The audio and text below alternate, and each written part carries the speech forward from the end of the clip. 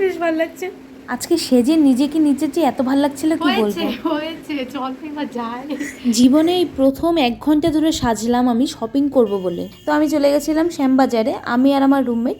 প্রথমে ফুটপাতে কিছু কুর্তি দেখছিলাম, আর এখানে মামুনিদি সানগ্লাস ট্রাই করলো, আর দিয়ে অনেক কিছু পছন্দ না হতে আমরা চলে গেলাম বাজার কলকাতায়। এখানে সেল ছিল, মামুনিদি জিন্স প্যান্ট নিল, আর আমি এখানে জিন্স ট্রাই করছি, কিন্তু কোমরে হলে পায়ে হচ্ছিল না, পায়ে হলে কোমরে হচ্ছিল না, এই জন্য আমি আর নিইনি। আর এখানে কি সুন্দর সুন্দর কুর্তি দেখো, এই কুর্তিটা বেশ যেন বাঙালিয়ানা পয়লা বৈশাখ টাইপের। প্রত্যেকটা বাঙালির কিন্তু লাল আর সাদার কম্বিনেশনের জিনিসপত্র কিন্তু বেশ ভালো লাগে। তো আমি তো বাঙালি, তো আমার তো ভালো লাগবেই। তো কুর্তি দেখতে দেখতে এখানে আরেকটি সাদা রঙের কুর্তি পছন্দ হয়ে গেল, কি সুন্দর দেখতে। তবুও নিইনি, ঠিক আছে পরে নেব।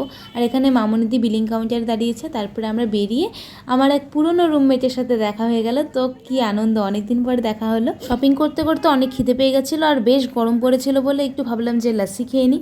তাই তিনজনে মিলে একটু ম্যাঙ্গো লাস্সি খেয়ে নিলাম, এটা আমার বেশ পছন্দের। তারপরে একটু জুতো ট্রাই করছিলাম, এই দোকানের দাম বেশি বলছিল বলে অন্য দোকান থেকে নিয়েছি। ভাই আমার রুমমেটের এত ট্যালেন্ট, ভাই কি বলবো, বার্গেনিং করতে করতে 650 টাকার জুতো 250 টাকায় নামিয়েছে। তো আমার এক্সপ্রেশন দেখেই তোমরা বুঝতে পারছো। তো যাই হোক, শপিং করে আমরা মেসে চলে এলাম। টাটা, দেখা হচ্ছে পরের ব্লগে।